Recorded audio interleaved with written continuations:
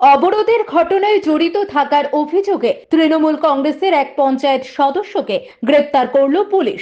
ধৃতের নাম শামসুল হক। তিনি মঙ্গলবাড়ি অঞ্চলের জলুঙ্গা গ্রামের বাসিন্দা।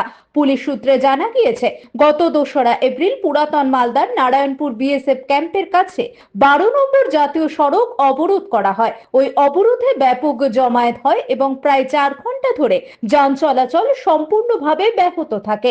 ফলে সাধারণ মানুষকে চরম ভোগান্তির মধ্যে পড়তে হয়। এই ঘটনায় মালদা থানার পক্ষ থেকে প্রায় 20-21 জনের বিরুদ্ধে অভিযোগ দায়ের করা হয়। সেই মামলায় শামসুল হকও অভিযুক্ত হিসেবে চিহ্নিত ছিলেন। মঙ্গলবার বিকেলে নারায়ণপুর বিএসএফ ক্যাম্প এলাকা থেকে তাকে গ্রেপ্তার করে পুলিশ।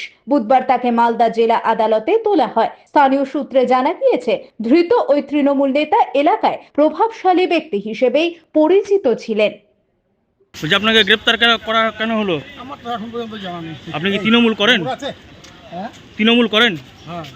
রোড ব্লক করেছিলেন আপনি? না না, তাহলে আপনাকে অ্যারেস্ট কেন করা হলো? সেটা আমি বলতে পারছি না, এখন পর্যন্ত আমাকে জানাইনি।